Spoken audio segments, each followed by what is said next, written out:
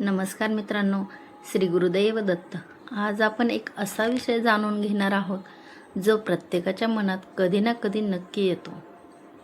काही लोक खूप चांगले असतात, कुणाचा वाईट करत नाहीत, सगळ्यांशी प्रेमाने वागतात, तरीसुद्धा ते अचानक आपल्याला सोडून का जातात?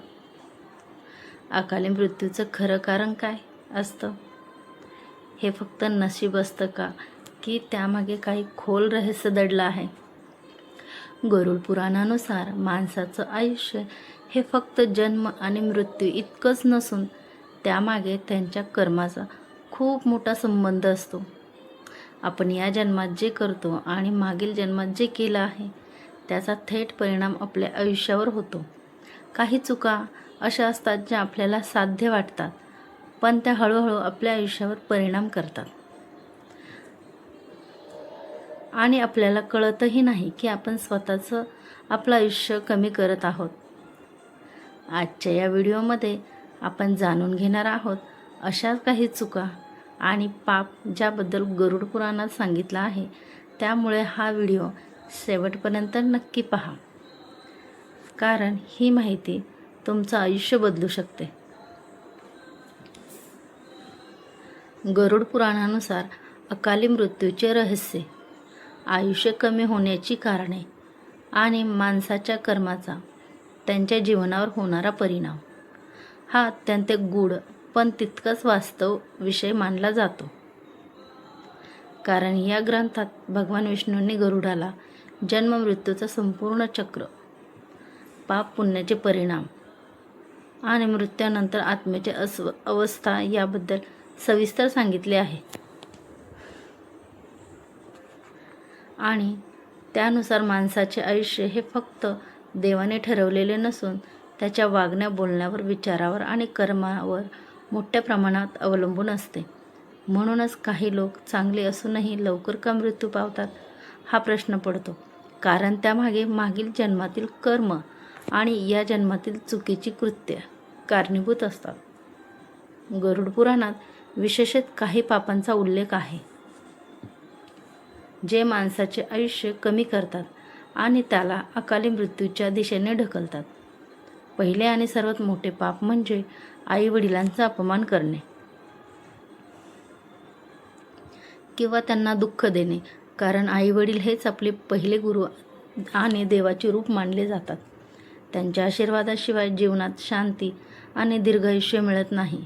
जे लोक त्यांची सेवा करत नाहीत किंवा त्यांना दुर्लक्षित करतात त्यांचे पुण्य कमी होत जाते आणि आयुष्य घटते. दुसरे पाप म्हणजे गुरु, संत किंवा देवतांचा अपमान करणे. कारण अशा लोकांवर आध्यात्मिकदृष्ट्या नकारात्मक परिणाम होतो आणि त्यांच्या जीवनात अडचणी वाढतात.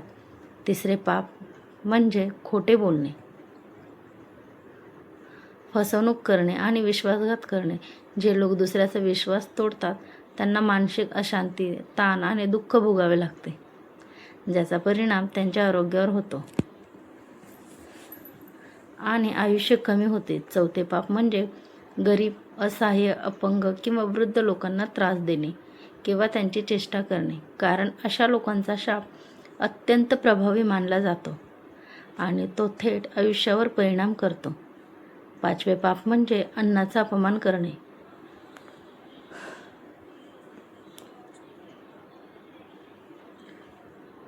अन्न वाया घालवणे किंवा भुकेलेल्यांना अन्न न देणे. कारण अन्न हे अन्नपूर्णा देवीचे रूप मानले जाते आणि त्याचा अपमान केल्यास घरात दरिद्रता आणि आजार येतात. सहावे पाप म्हणजे दुसऱ्याच्या संपत्तीवर डोळा ठेवणे, चोरी करणे किंवा अन्यायाने पैसे कमवणे. कारण असे पैसे आयुष्यात शांती आणत नाहीत, उलट संकटे वाढतात.